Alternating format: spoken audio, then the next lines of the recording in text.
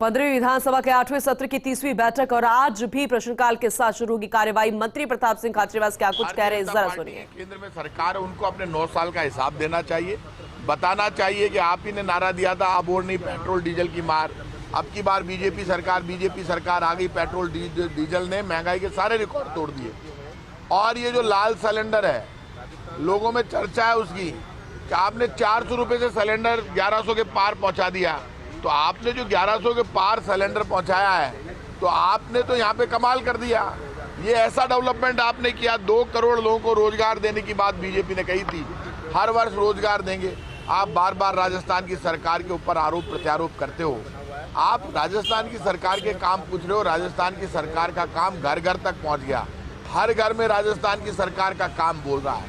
हर घर वाला जानता है कि बच्चा जब एग्जाम देने के लिए जाता है तो फ्री में बस में बैठ कर जाता है और उसका कोई किराया नहीं लगता, वापस फ्री में बैठकर अपने घर तक पहुंच जाता है। ये राजस्थान की सरकार का काम है। गरीब बच्ची हो, मीडियम क्लास हो, महिला हो, कोई भी हो, सबके लिए सैनिटरी पैड फ्री है। पहला राज्य राजस्थान बना। 1 करोड़ लोगों के घरों में बुजुर्ग, विकलांग, विधवा पेंशन पहुंचती है और ये पेंशन 1000 रुपये मिनिमम है। राजस्थान पहला राज्य जो 1 करोड़ लोगों के घर पे अपने खाते से पेंशन पहुंचाता है। माँ, बहन, बेटी, बुजुर्ग, महिला, विकलांग, विडो, उनको लगता है कि ये हमारा परिवार है। आपको पता है कि इस वक्त पूरे राजस्थान में इंदिरा रसोइयाँ चल रही है जिसमें 8 रुपये में भोजन मिलता है। और रोजगार में भी हमारे यहाँ पे रिकॉर्ड टूटा रोजगार मिला है लोगों को। सदन में गतिरोध बना हुआ है। बीजेपी ने कहा है कि मदन नहीं तो सदन नहीं। आज भी वो कहने वाले हैं कि सरकार इस डेडलॉक को तोड़ नहीं रही है, हम खुद आगे कह के। देखिए, भारतीय जनता पार्टी के साथ एक दिक्कत है। भारतीय जनता पार्टी जो बाहर झूठ बोलती है, झूठ बोलने में जो कीर्तिमान बनाती है, उन मुद्दों पर सदन में नहीं बोल पाती। बीजेपी को उन मुद्दों पर आरोप प्रत्यारोप करने हैं तो उनको अपने सबूत पेश करने चाहिए। आज सदन है। आप मुझे ये बताइए, ये बीजेपी जिस तरह का माहौल बना रही है राजस्थान में, यदि उसके पास कोई सबूत है सरकार के खिलाफ, चीफ मिनिस्टर के खिलाफ, मिनिस्टर के खिलाफ, तो ये सदन है ना, आप लेके आओ और सबूत आपको प्रस्तुत करने चाहिए। आप सबूत दिखाना नहीं चाहते। बीजेपी ये चाहती है कि उसको अपना काम नहीं बताना पड़े। लोग लाल टमाटर की महंगाई की बात नहीं करें, लोग सब्जी की महंगाई की बात नहीं करें। टमाटर ने रिकॉर्ड तोड़ दिए। 150 से 200 के बीच में टमाटर पहुंच गया। टमाटर मिल नहीं रहा, लोग टमाटर के लिए परेशान है। सारे टमाटर बीजेपी के नेता खा गए। एक टमाटर नहीं छोड़ा राजस्थान और देश की जनता के लिए। बीजेपी के नेता सिर्फ टमाटर खाने में मजे लेके टमाटर को महंगा कर दिया। टमाटर महंगा कर दिया, पेट्रोल डीजल महंगा कर दिया, गैस सिलेंडर महंगा कर दिया, लोगों की रोटी महंगी कर दी। आटे और पराठे पर पहली बार टैक्स लगाया, वो भारतीय जनता पार्टी की केंद्र सरकार ने लगाया है। पहले कभी आटे पर टैक्स नहीं लगता था। आज़ादी के इन 75 वर्षों में इतनी सरकारें आई, किसी ने आटे पर टैक्स नहीं लगाया। और कल बीजेपी जब महाघेराव कर रही थी, बीजेपी के लोग तो धन्य हैं, खुद तो गाड़ियों में बैठे हुए थे, एसी गाड़ी में ऊपर बैठे हुए थे। सारे नेता, इनके कार्यकर्ता आगे भिड़ रहे थे, उनके मुकाबला हो रहा था उनका, और ये आराम से मस्ती से पीछे से चल रहे थे। जब हम प्रदर्शन करते थे, कांग्रेस जब विपक्ष में थी, तो खुद गोली खाने के लिए आगे बढ़ते थे, लाठी खाने के लिए आगे बढ़ते थे। पहले कार्यकर्ता नहीं, पहले नेता आगे होता था। मैं खुद आगे रहता था। आज तक का इतिहास रहा, देख लो, ये हमारे हाथों पे आज भी चोटें लगी हुई, खुद ने चोटें खाई है। ये जनता के दिल का कोई, आपको नाटक करना है क्योंकि आपका घेराव तो फेल है, आपके पास कोई मुद्दा ही नहीं है। आप क्या मुद्दा बना रहे हो? आप ऐसा मुद्दा बना रहे हो जो नारों में आप माहौल बनाना चाहते हो। नारों से आप बार बार लाल डायरी कहाँ मिलेगी, नाथी तेरे बाड़े में। ये नाथी का बाड़ा इनका परमानेंट डायलॉग हो गया।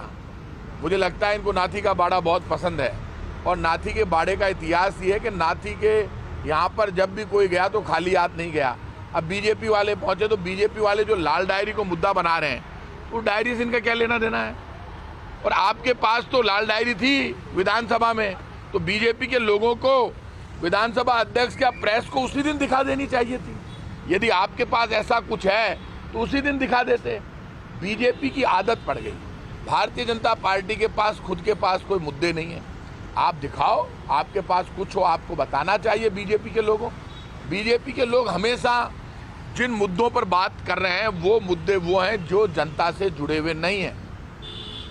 इसलिए मैं आज आपसे कह सकता हूं कि बीजेपी का कल का प्रदर्शन फेल हो गया। वसुंधरा जी उसमें शामिल नहीं हुई। और वसुंधरा जी शामिल इसलिए नहीं हुई कि बीजेपी में वसुंधरा जी में टकराव चल रहा है। कल जितने नेता थे वो सारे नेता वसुंधरा जी से मुकाबले में खड़े हैं। वसुंधरा जी का इनके प्रदर्शन में शामिल नहीं होना इस बात को दर्शाता है बीजेपी पूरी तरह से बिखरी हुई है। ये वसुंधरा जी के साथ अपमान कर रहे हैं उनका, और यहाँ वर्टिकल डिवीजन बीजेपी में हुआ है। कल बीजेपी ने अपना पूरी जान लड़ा दी लेकिन भीड़ नहीं जुटा पाई। बीजेपी की संख्या 5-7 हज़ार आ रही है, तो बीजेपी घेराव का प्रोग्राम इसलिए देती है क्योंकि यदि अमरूदों के बाग में और विद्याधर नगर में भीड़ जुटाएंगे तो वहाँ 1.5-2 लाख लोग चाहिए। आप बात करते हो 1 लाख लोग हम इकट्ठे करेंगे और बीजेपी कार्यालय पे कुर्सियाँ लगाते हो 1000, तो ये काम चलने वाला नहीं है। इसलिए मैं इतना कह सकता हूँ कि बीजेपी चाहे कुछ भी कर ले, बीजेपी जो डायलॉगबाजी कर रही है वो चलेगा नहीं। बीजेपी के पास पेपर लीक के मामलों में, कानून व्यवस्था में जो भी आंकड़े वो जुटा रहे हैं वो सब झूठे हैं। अब आप मुझे बताइए, कानून व्यवस्था की ये हालत है कि राजस्थान की कानून व्यवस्था यूपी से 100 गुना अच्छी है। सबसे ज़्यादा बलात्कार और महिलाओं के साथ दुराचरण के मामले सबसे ज़्यादा मध्य प्रदेश में हुए हैं। वहाँ इनकी सरकार है, मैं इस्तीफा देने को तैयार हूँ। वहाँ मध्य प्रदेश में इनकी सरकार है, तो मध्य प्रदेश में बीजेपी की सरकार है, महिलाओं के साथ बलात्कार वहाँ हो रहे हैं। राजस्थान की कानून व्यवस्था और राजस्थान की घटनाएं तो यूपी, मध्य प्रदेश, हरियाणा से बहुत कम है। तो आप NCRB, national crime record bureau, NCRB national crime record bureau Bharat सरकार की पुस्तिका है, उसमें राजस्थान कहाँ पर है? उसमें एमपी, यूपी, हरियाणा ऊपर है। तो आप एमपी, यूपी, हरियाणा की कानून व्यवस्था की बात नहीं करते, आप मणिपुर की बात नहीं करते। मणिपुर में तो लोग वीडियो नहीं देख सकते, खुलेआम रेप हो गए, घटनाएं हो गई। सुप्रीम कोर्ट ने फटकार लगा दी, केंद्र सरकार को कहा कि ये ऐसे नहीं चलेगा।